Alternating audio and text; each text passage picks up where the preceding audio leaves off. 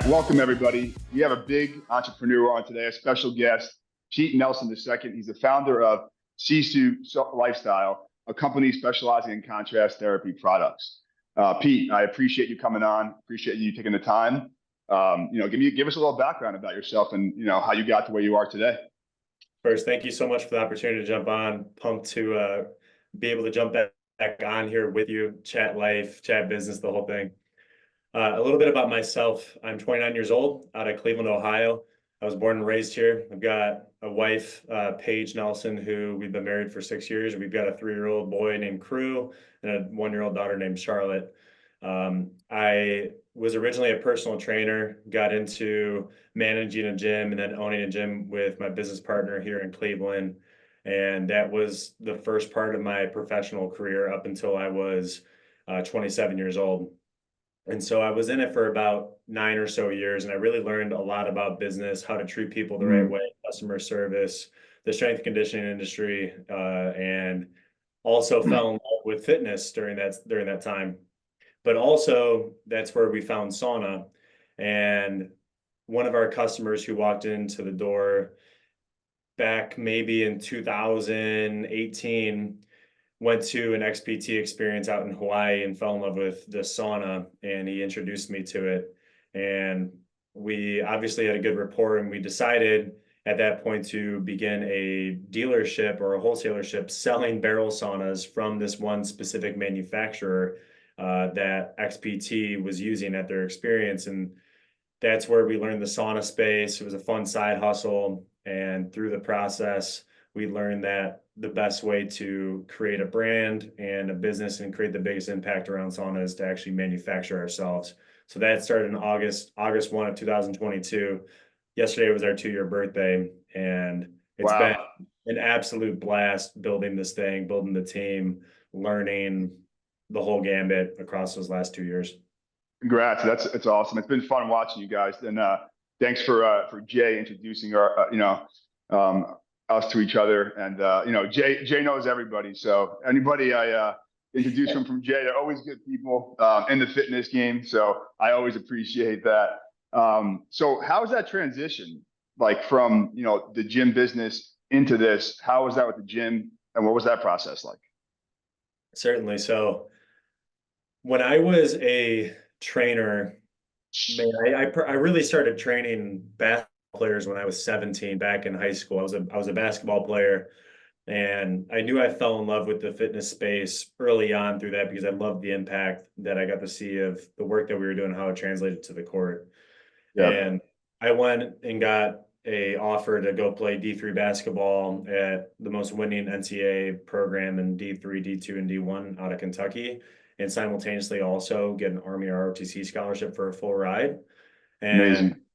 Yeah, and so that's through the process of going through all this, I got introduced to the CrossFit and strength and conditioning space. And that was hook, line, and sinker, man. It was like somebody casted the reel, man. I bit hard, and I was in. I drank the Kool-Aid. Awesome. And yeah, so it wasn't really until maybe 2018, 2019 where I was really, really committed to Black Flag Athletics, the gym brand that we were that is still awesome, crushing the whole deal. That's when I really sunk my teeth into it with my business partner, Tom Rini. And Tom is arguably one of the most knowledgeable walking encyclopedias in the strength conditioning space in the human form. I mean, he's just such a wealth of knowledge, but he's also a complete brute. Anyways, I learned a lot from him and with him. And so that transition from being, I mean, the gym space, as we all know, is very lifestyle driven. For sure. I mean, early mornings, late nights. People always say if you work in a gym, you're working out all the time. That's often very, very opposite. Most of the time, you're on your feet all day and you're training clients. Let's say you've got 3 group sessions and 4 or 5 personal clients, and then you're also managing the business side and administrative work, and you're wearing all these different hats. It's a lot. And I really, really enjoyed it. And to me, it's still a great lifestyle. If somebody offered, let's say if SISU wasn't a thing, I guarantee you I'd still be in this. Yeah. much, and I love the direct impact I can make on people. But obviously, when you have an idea similar to how we got Sisu off, for example, Sisu getting that off the ground, it's hard not to just commit and go all in on this idea when you start to see sales rip through. And then at the time, I was managing being a COO and owner operator of a gym, simultaneously getting Sisu off the ground while I'm pursuing my 100-mile ultra marathons, and then also having a Insane. relationship with my wife and kids. It's a Yep. lot. And the transition was, it it wasn't clean. It was very messy for me Yeah. personally because it was tearing at me emotionally, because this is something I've committed to, and I thought for the rest of my life I was going to be a gym owner, and Yeah. that was the lifestyle. And when I told my family that we were going to start producing these saunas and the manufacturing, it just, everybody was like, "What are you doing?" And then Yeah. all of a sudden, the first couple months of manufacturing ripped through, and they're like, "I get it. You you need to commit." And that the rest is history on that. That's amazing. And blocking out that noise and just staying true to what you believe in is key to progressing yourself. Yes. So, props to you for that. And then, how was it? Because obviously, listen, I'm a gym owner too. Like building a brand in the gym is one thing, but building this kind of brand, are you selling internationally or just nationally? Are you That's selling? Yeah. We only sell throughout the 50 states. We don't go Okay. Canada, go overseas. Okay. Regardless, though, obviously, it's a huge thing, right, to do this. So, product development and building the brand. How did that start? Were you good with that stuff in the beginning? You learn from somebody else? Do you hire a coach to help you out, a mentor? How did that work? Yeah. So re- we learned a lot through that wholesalership, and that wholesalership with the other manufacturer, we learned what people wanted, what people didn't want. We obviously did a bunch of market research, but the product dev side is something that I really enjoy to own because I understand what people want. I understand the spaces that people can best host or most comfortable, but also at the same time, when you're mass producing, really, as of yesterday, now a 4 SKU company. Up until this point, we've been a 2 SKU company: small barrel, large barrel. Now we have small cab and large cab, and small barrel, large barrel. You gotta nail it down. It's not like Yeah. all these different custom jobs, and we don't do any custom jobs for that matter. So the product dev is all about how do we foster the best space for healing, the best space for community, the best space for building grit. And sauna provides that for people. And it's also an extension of my purpose of trying to foster the deepest connections with people. And what I believe is, arguably the biggest factor when it comes to great sauna sessions and longevity in people's lives is like relationship quality. We could foster that at the highest levels here in the sauna. So product development is all about how do we foster best relationships, not only with yourself, but the people in the sauna, and do so to where it's quality, simple, and trusted. So we started with 1 barrel, and that was it. August 1 was the 6-person barrel sauna, the Edwin, with no roof kit. After the first 10 to 15 units going out, we got to learn from our customers, stayed, keep them at our hip so we could understand the product, better understand, evolve the whole deal. And that's when we unveiled the roof kit. So it went from the Edwin barrel, no roof kit, to a Edwin barrel with 2 variants, no roof kit, roof kit. Then we got a bunch of feedback from people asking for a 2-person barrel. And then that was officially named the Eddie barrel. And the Eddie barrel is essentially like the little brother to the Headwind. We released that on Black Friday of 2022. And so that's what we've really ridden all the way through until yesterday. And Wow. yeah, it's been a blessing, man. So it sounds like you guys do a great job of listening to your customers and just kind of getting feedback off of that and then driving the business that way, which is great. Now, do you ever feel like you're listening to them too much? Like always be a problem in business, or you listen to the customers too much, and it's like, because you were saying, you only had two units up to this point. Now you have 4. If you get a lot more, I know that can create some complexity in the business, right? And when you're trying to scale business, keeping it nice and simple is always key. Simple and a great product, right? So How do you guys manage that? Like, not, somebody requests something crazy. How do you guys manage that? It's a really good question. One of the biggest core tenets and pillars to SISU is simplicity. All of our competition has, outside of one company, has at least 19 to 20 different sauna variants, or I should say Yeah, SKUs, and then it's crazy. multiple variants on top of that. And I don't think people want that. I think that people get decision fatigue.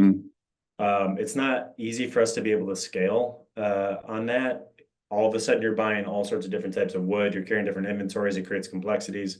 And so for us, I really believe and wholeheartedly believe what we have right now is what we'll ride with for years to come. Two barrels and two cabins. I think that there's ways that we can create more of a higher end like commercial experience that's built out, durable through a swap out of a heater, and then on the lower end be able to provide like a non-Wi-Fi option that decreases or increases cost by nearly $1,000 MSRP, which is Okay. yes, that creates complexity, but from the manufacturing like Amish handcrafted end here with Sisu, nothing changes on the build out of the sauna. It's the same exact sauna, small barrel, small cabin, large cabin, just a different heater. Like that's something that we will more than likely pursue coming up. I think it's a good way for us to be able to open up the aperture of the market that we're building.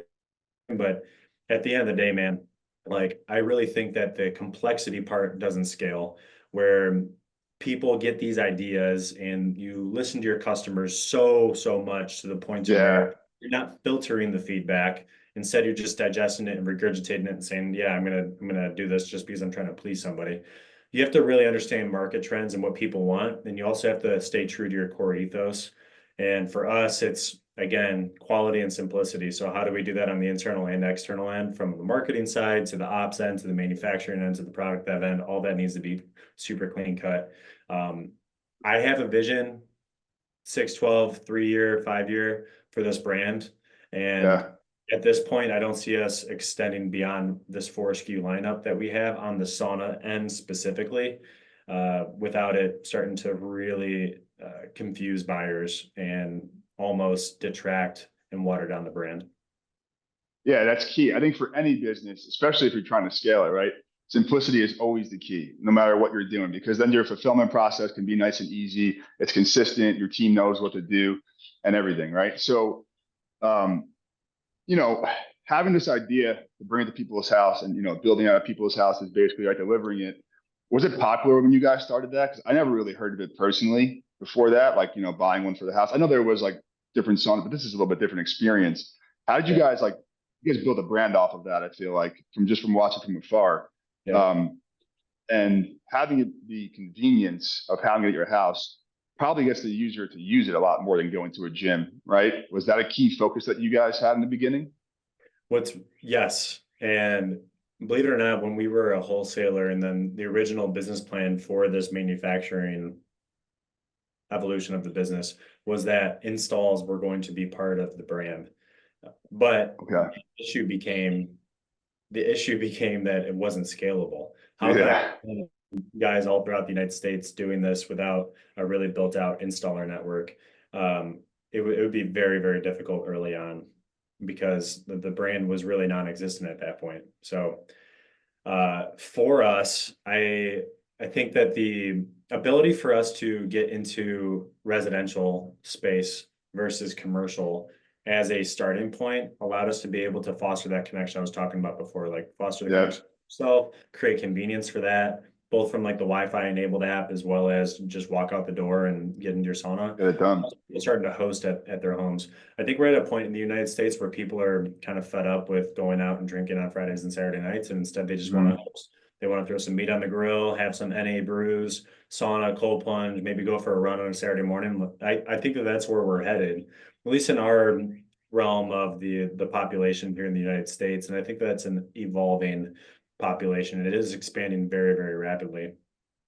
But the install side for the residential space for us, we've really up to this point only marketed toward residential. So our Amish team handcrafts, hand selects the wood, crates it, ships it out, and then 2 people can build out a sauna. On the other side of the spectrum, the commercial space, nearly 75% of the entire sauna market is commercial. So of all the saunas that are out there, it's roughly 70 to 75% are commercial. But Damn. the residential portion of the market is expanding, and we're helping drive demand and eyes toward that. But one of the things over the next couple months is that we are going to take more of a approach to be able to diversify between residential and commercial, because we understand that it's a necessity and a need. And there's a lot of people that, of that 100% market of sauna, 75% of that being commercial, I'm guessing probably 3/4 of that 75% is infrared. And the Okay. more research that continues to come out on sauna therapy, we're realizing it needs to be between 176 to 212 degrees Fahrenheit for it to produce the effects that people are continually touting about sauna for. Yes, there's some good stuff to infrared. Yes, infrared's better than nothing. But what people are really pushing on is that traditional space. So why not be able to offer units like the one I'm sitting in right here in the commercial space with a great commercial grade heater, and something that people would be proud to sit in and be able to push for their clients and their customer base. Yeah, of course. That's a great way to think about it. And the way I see it is like, if there is 75%, I'm sure a lot of those people also want to come over to the residential side. They just haven't been introduced to it either, right? I'm sure a lot of people don't even know about it as much, at the house, how easy it could be. Because I feel like you guys market it as, and I'm sure it is, it's just so easy to get one and build in your house and you have it there, right? And you're selling convenience, really, right? End of the day, for the residential at least, right? Right. Absolutely. Yeah, we want it to be fun and easy and gritty and the whole bit.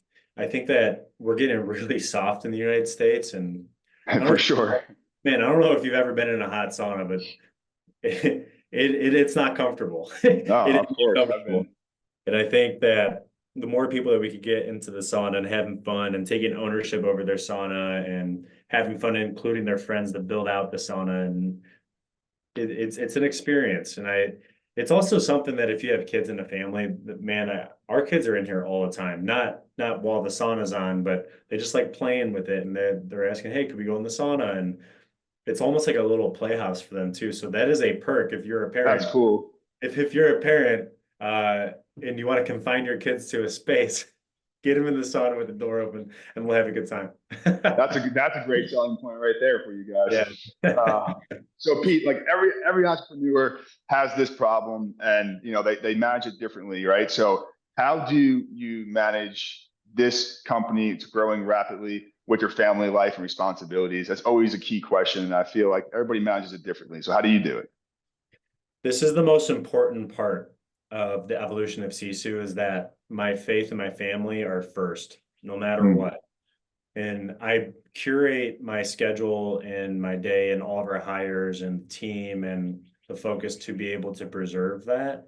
And SISU is a tool for me to live my best life with my family and to drive forward with God's purpose for me. Like that's the whole thing. And so for me, I I hired my sister in late December of last year as my executive assistant. She owns my email, she owns my calendar, she owns my text messages now, and helps me stay nice. on track so I can really stay geared toward the most important thing and drive forward with the business and drive forward with my life. So one of the best things we ever did was time block. Yes, I have an EA, but also one of the best hires was getting a business coach. And that business coach was looking at Mm, everything I was doing. They're like, you are an absolute bull in a china shop. I see something, I go get it done. I see something, I go get it done. There's yeah. no rhyme or rhythm to it. It's just I make a mess and then people have to clean it up after me. That's typically the way it's always worked. And that's a detriment as well as a good thing. There's pros and cons to it. I can relate to that for sure. And getting my sister as an EA helped essentially make me become more tame, but also keep me executing hard and keep me on the most important. Um, the time blocking. So each and every week I have days that are specific foundation days, as well as what we call pay days, like the days that I generate big time revenue and big time progress for the company. Mhm. I also have monthly goal review days. I also have my personal days fully scheduled out. And I do this on a yearly basis, and I look forward, and then every single month I review my next days ahead. And within the foundation days, those are like internal team meetings, those are personal planning day meetings, those are or personal planning day hours, those are payday planning hours, those are internal projects, a whole bit. And the paydays are for me days where I'm either on the road, I'm doing podcasts, I'm doing content around SISU, I'm curating relationships, I'm opening up opportunities. Yep. And so what I do is when I like a typical day right now is I'll wake up around 5:15, I'll hit a quick lift. My wife and I wake up with the kids at 6:30. We get them out the door, eat breakfast, get them prepped out the door by 7:45. We drop them off at the sitter at 8. My wife goes to work. I work from 8 to 12. I then run from 12 to 1 or 1:30, depending on where I'm at with my training block. Then I work from 1 to 1:30 to like 4 to 5. We pick up the kids, and then that's time for us for the remainder of the night to eat, hang out with the kids, have that family time. We put the kids down around 7:30, and then at night, my wife and I will typically do like a sauna cold plunge session or invite people over, and we're in bed by 9. That's how we balance it. That's how we time block it. To me, that's my best day on repeat every single day because it's motivating for me. It's helping me push the needle for the company, but also for myself, and it keeps me focused. Yeah, because you're the leader of this business. So like it's gonna go, how you are, right? If you're feeling shitty, if you're not taking care of yourself, the business is not gonna take care of itself, right? So you have, you have to put yourself first. I think a lot of people, and I was guilty of this in the past for some of my businesses, is I wasn't putting myself first. I was just doing everything and trying to get everything done. And I was worn down and my businesses were worn down, right? You have to give that fresh breath of air to your people in your company so they can do their best job as well. And you can be that leader that can come to. One of the So best things that we started incorporating within our team, at least here locally in Cleveland, is oftentimes if I'm doing a zone 2 based run, I'll invite the entire team or whoever could join, and we'll go air out an issue or an opportunity and discuss it across that zone 2 45-minute to hour long run on the trails or on the road here in Cleveland. And that it's big for us because it's building culture. It's the important things for us, but also at the same time, we all know how we feel after like a great workout or a great run. exactly. There's a lot of momentum that happens from it. You can think a lot clearer too. That's for sure. That's why that morning lift, I'm the same way. Just kind of get it done in the morning, whether it's a run or a lift in the morning. See, I can't now. This is it's going to inspire me now. So like that midday break, it's hard for me to stop work and get into something and come back to it. It's hard for me to do that, but I do need to take that break. Sometimes I'll sit down after my workout at 7 and I'll be straight through the day. So I do it. I do it probably more often than I'd like. I'd probably say 70-80% of the time I'm following the time blocking. There's sometimes just lean in and I'm just in that mode and I work through it. But there's nothing like the days of how you feel after a lunch run where you get that mental break for an hour and clarity, and you could often be able to detach from your work and then come in with a new perspective and lens on that similar problem set and get back to work and be even more efficient. But I don't know, man, I think about it all the time. Whatever life I'm trying to live, there's no reason for me to not live that. And I want to work, I want to lift, and I want to run every day. That is, if I could do that, get quality time with my family, my kids, and my wife, and have a very purpose-driven business, holy crap, dude, best day on repeat every time. That's key. That's awesome that you prioritize that. Yeah. And then moving forward, Hell on Hogsback Endurance Race Series. Can you explain that a little bit more? Because I was reading up on that and it sounds very, very interesting. Yeah. So the backstory on Hell on Hogsback, it started as a result of my dad's cancer diagnosis in late 2022, where he came down with tongue cancer, and he had to go in early January for surgery to remove the tongue cancer. They grafted skin and veins from his left arm and recreated a new tongue. And I was sitting there in the ICU after his surgery, and he had a stroke. And that stroke was so bad that they had to perform an emergency brain surgery where they catheterized the top of his head and the backside of his brainstem. a little bit more on my dad here. He is an absolute physical specimen and legend, and we were all caught off guard from it. Yes, he's chain smoked for a while. He quit cold turkey, got into marathon running. That's one of the reasons why he got Okay. his cancer. But to this day, he's ran over 150 marathons and ultra marathons over the last 12 Wow. years. But through this process, that stroke, it was so bad that he ended up having to relearn all motor function skills in terms of walking and his dexterity in his hands and his speech. He had to relearn how to talk at 60 years old, man. It would be the most Yeah. frustrating thing for me if I were in his shoes. So um, every day after the once he got home about a month after that stroke from the hospital at the Cleveland Clinic, I would go over after dropping off the kids at the sitter and would help them relearn how to walk. It was just a really frustrating time in the family. We were trying to figure out like why God, like why, Would do and that, of course. we were thinking the wrong things. It was more so the opportunity that my dad has to be able to inspire people and motivate people to keep living life that you want to live. And so that's where Hell on Hog's Back, the idea came from. My dad and I would hit tons of runs on this nasty hill in Cleveland in prep for our ultra marathons that we run.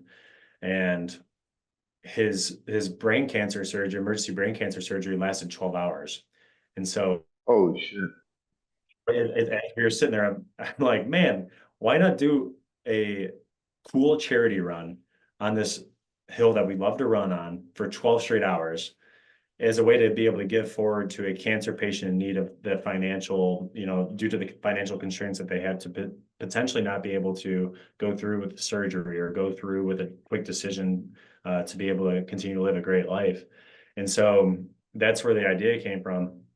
And so last year was the first year of Hell on Hog's Back. We had 95 runners doing this nasty hill in Cleveland for 12 straight hours. And it was a vibe. It was so fun. The energy was insane. And this year in year two is going to be even bigger. We're anticipating a large amount of people starting to sign up over the next couple weeks, headed into the race on August 24th. And my dad's doing it. Actually, last year, Amazing.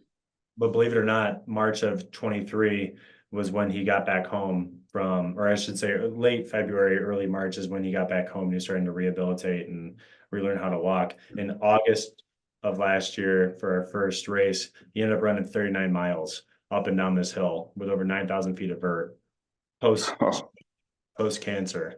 That was his first race back.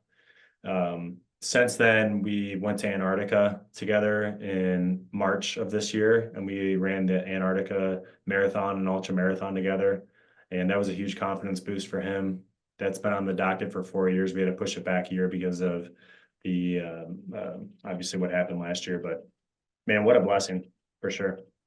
that's insane. So, I mean, that does that drive you, Pete? Like when you're getting, because entrepreneurs go through the daily head trash, and they're always, there's tough days. Obviously, even no matter how good your company is doing, it's gonna be those tough days. Does that stuff drive you? That's pretty inspiring from your dad. Or where do you find that your why? It if I ever feel myself wanting to tap out or not do a run, I just think, well, my dad probably ran at least 5 miles today. I don't have any excuse. There you go.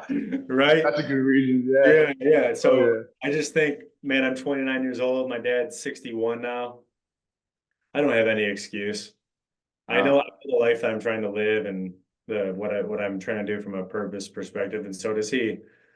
Uh, he's more than twice my age. Sometimes he's running more miles weekly than I am. I'm running 55 miles this week. I wouldn't doubt that he's running 60. If I tell him that I'm going out and running 11 miles on Saturday, he's going to go run 12. If I tell him 20, Yeah. he's running 23. He's a dog, man. And That's insane. it's something That's awesome.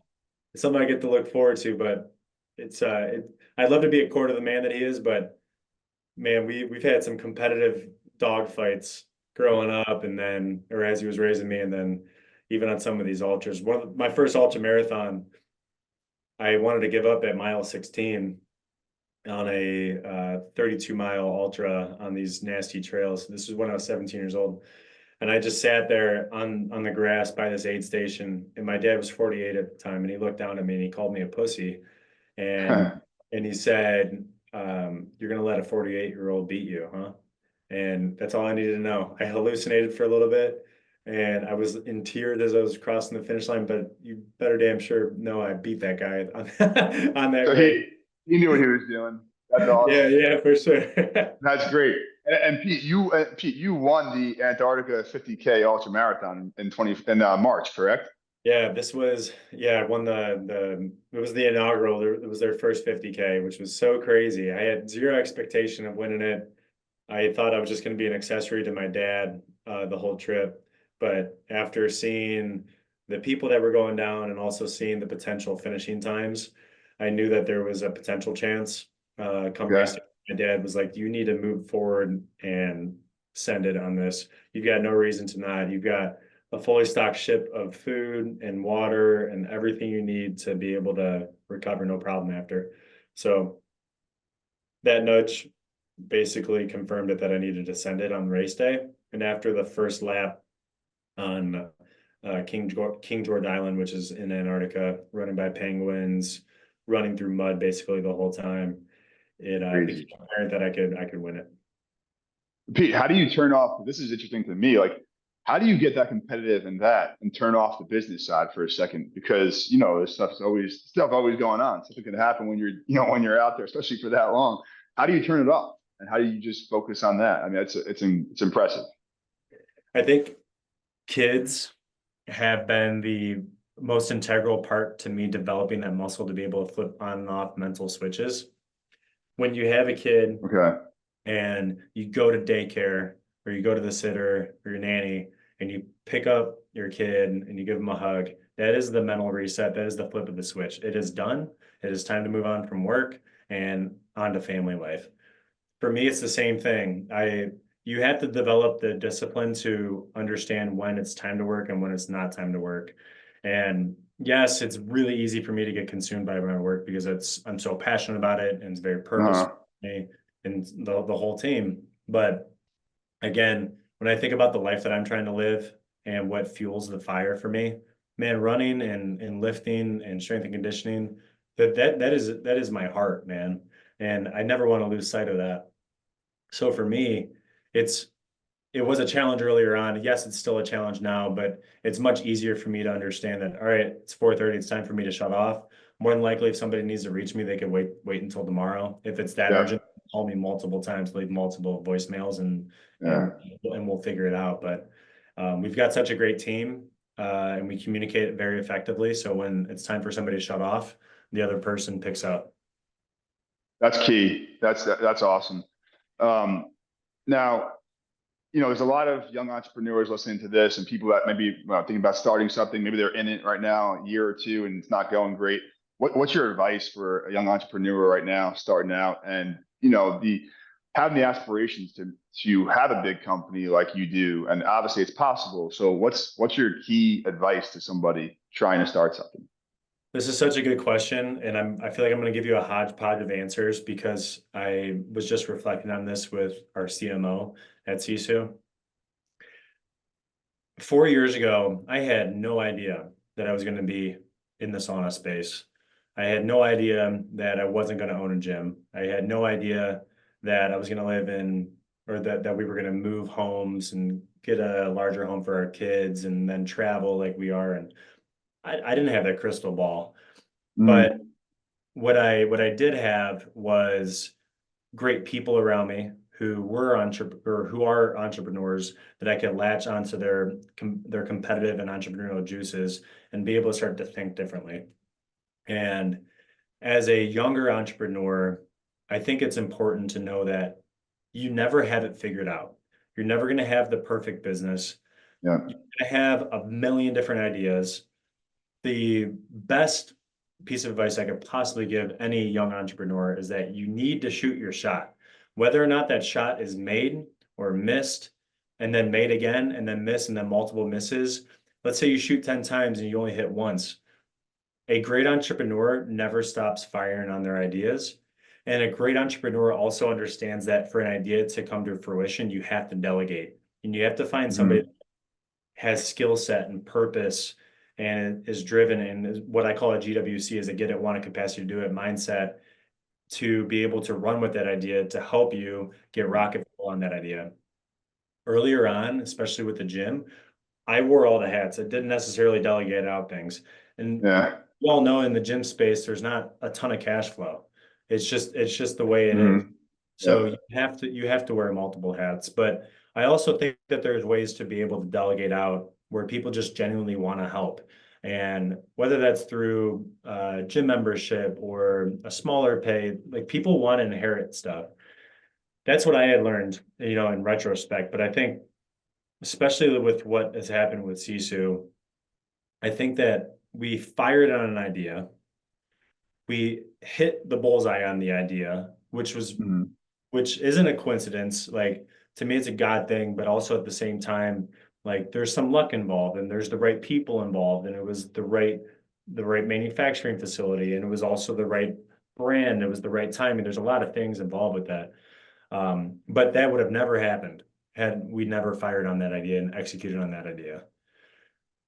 Let's say Sisu wouldn't be a thing. If I'm not on this podcast right now and Sisu wasn't a thing 2 years ago and we fired an idea and it fall flat on its face, I'm more than confident that I would have continued to shoot more shots and shoot more shots until another one sticked. I think I've opened Exactly. 4 or 5 LLCs over the years, but only 2 were active. My first entrepreneurial endeavor was when I was in first grade and I was making paper footballs out of printer paper, and we would throw them in those large Dorito like wholesale boxes, and we would bring them to school, and then we would sell paper footballs for 25 cents a piece. And so, like, yes, there That's was awesome. involved, but that's just what we did. And then I got into lawn mowing, and then I understood that I could make money doing that, and it just kind of evolved from there. And I just never wanted to work for somebody. I've always wanted to work with people. I hate the Hmm. idea of saying, I hate when people say, "Oh, let me talk to my boss." Like, to me, like that, like Yeah. let me talk with my team. Like, I want to work with people and let's bring ideas off the ground together. But biggest piece of advice, young entrepreneur, is you'll never have it figured out. I don't care. I don't care like how big the idea is or how small of a company it is or how big of a company it is. You'll never have it perfectly figured out, but I do believe that you can find your purpose. I think that if you find your purpose, also be humble, but consistently shoot your shot, you'll be fine. Yeah, that's amazing. And that's the thing we say in our companies is nobody in the room is as important as anybody else in the room. So, you're not speaking, we all bounce ideas off of each other. And that's the best part, I think, of running businesses is you have a real team that you want to work with and grow with and brainstorm with. It's fun and exciting. Um, And to piggyback off of that too, I think people get so convoluted between, or they get so confused between business and life, where as a leader of a company, you have to remember that it's not just about the company, it's about the human, it's about the person. mhm. I just want genuinely great people inside my business who are happy and using their skill sets and are purpose driven. I feel like I would do them a disservice if I'm just only thinking about it from the company perspective versus developing the person as a whole. Like, how can I best set them up outside of work? How can I best set them up with their family and their training and what their goals are? Like, if somebody wanted to move on from my company or our company, I should say, because they found an even better opportunity to fulfill whatever their purpose is, man, dude, I'm all about it for them. Like, Exactly. you gotta do that. And Support them too. I want to set you up for that. Yep. But I'm never gonna do it to where if somebody says they want to leave or that there's another opportunity, I'm never gonna have ill will toward that. Man, like I'll do whatever I can to retain you, but at the same time, man, I want to see you thrive and succeed.